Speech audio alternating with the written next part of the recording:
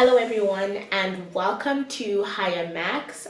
It has been a very long time since I have been on here, and the only person who could obviously get me out of this fake YouTube retirement is Miss Beyonce Knowles Carter with the Gift album. Friends, I have a lot to say, especially about the song Brown Skin Girl.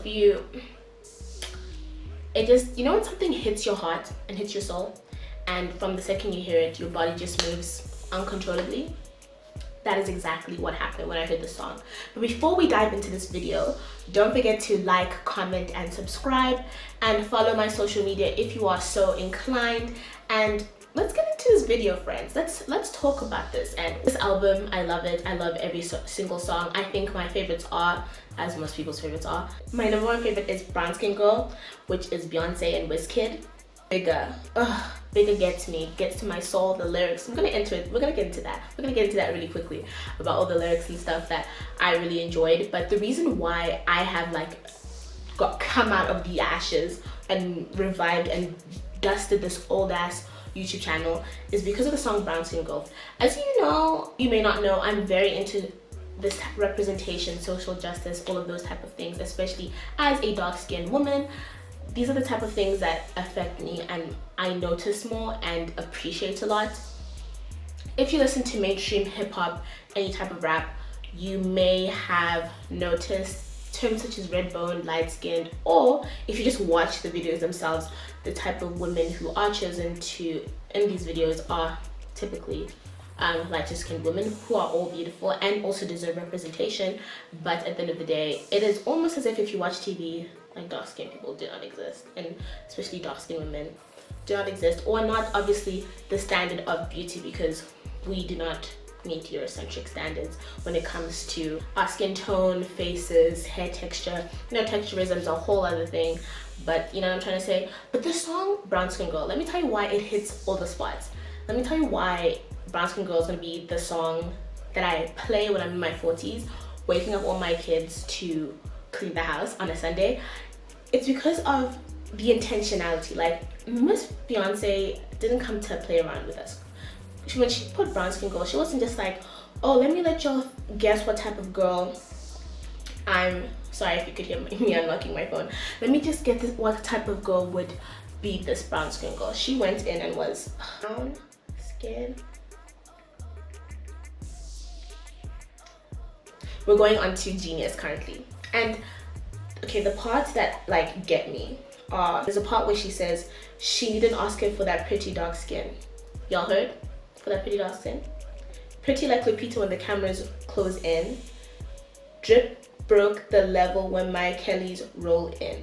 So Kelly Rowland, dark skin lady. I'm gonna probably pop a photo here. Kelly Rowland, Lupita, all those people are just beautiful women, and that we don't see very often in the media and in songs like this. So it's so amazing how intentional she was in terms of not only saying, oh, this is for our brown skin girls, but for the brown skin girls who typically grow up thinking that they are not beautiful, not worth it, when that is definitely not the case, especially when you see how high skin bleaching is in this day and age, and colorism and all these things, which are things that we need to work on as people. It's just, I don't know, the thing that gets me about this song is, I think maybe this is the first anthem I've heard in my years of life where it is uplifting dark-skinned women. We are not excluded from the narrative. We are there, we are present, we are cool, and Miss Beyonce said so, so if she said so, it has to be true. So that's something that really gets, and apart from the beats, Afrobeats have always ruled. If you don't listen to Afrobeats, I'm sorry, why aren't you listening to Afrobeats? Because especially all these artists on this album, like Wizkid and Burna Boy, Yemi Alade, they all have really amazing, good songs deserving to be on this album. Which reminds me of one critique I had was the fact that, even though I thought it was, and I'm a Beyonce stan, I wish that there was more inclusion of artists, in terms of African artists from other parts of Africa, for example, Southern and Eastern Africa, because when The Lion King starts, we hear sing at the beginning, that is obviously in a Southern African language, and then most of the names of the characters are in Swahili, in terms of Rafiki, which means friend, Akuna Matata, which is, I mean, they say no worries, which is like kind of like more like no problems, but anyways, Simba meaning lion. So there's also a lot of, and it has been said that the movie was set in more of like the Serengeti, which is in East Africa, which would have been, I think, would have taken it to an even greater level, because this is already an amazing album. So like, you know, with everything that she's already done, it's pretty darn amazing. Even the fact that she thought, you know what, I'm going to include African artists and not just do interpretations of what I think they would do. That's something that is truly amazing. That's the sort of representation that we need, especially since African artists deserve all the exposure because they make amazing music. But back to Brown Skin Girl. I'm sorry that I sidetrack a lot. That's what happened. My brain's just moving a million miles an hour because I love this album. I'm like listening to it. Okay, are we also going to talk about the fact that Miss Blue Ivy Carter, how are we affording Blue? How do we afford her friends? Because she has been on track since she came out the womb, and like her vocals, she's pulling through. She's still a baby and she's busy singing better than most of us. I love that she was included in this album, especially on this song. I think what is very valid about having her on the song is when people used to, especially when she was younger, a lot of people were making fun of her looks and comparing her to Beyonce and saying that she's not going to be beautiful, which is again another very problematic thing to happen. And I think it's just so impressive to have her there singing along, and kind of Beyonce having her daughter get into that mindset that brown skin girls, and especially in this case dark skin girls, their skin is beautiful and valuable and worth it. Understand when she says melanin too dark to throw her shade? Do you understand? Do you get it? She's saying you're beautiful no matter what your skin tone and what the media has told you and what your friends have told you and what your little family members have told you and what your little problematic circle has told you, that you're gorgeous, and that's important.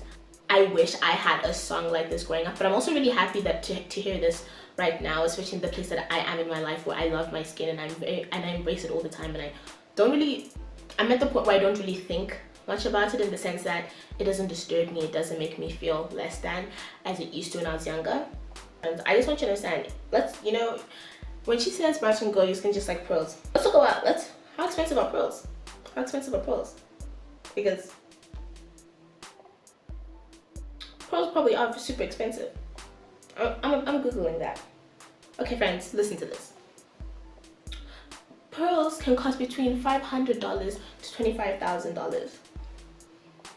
And I have neither of those amounts in my bank account. So, just so you know. Brown skin girls, pearls. Brown skin girls, skins like pearls is expensive. You heard that from Miss Beyonce. So check yourself. And if you disagree, fight with yourself. Fight with your friends. I don't care. Your skin is not only dark, it shines and it tells your story. Those are the facts. When you grow up with dark skin, it's not just like you walking in your life and things.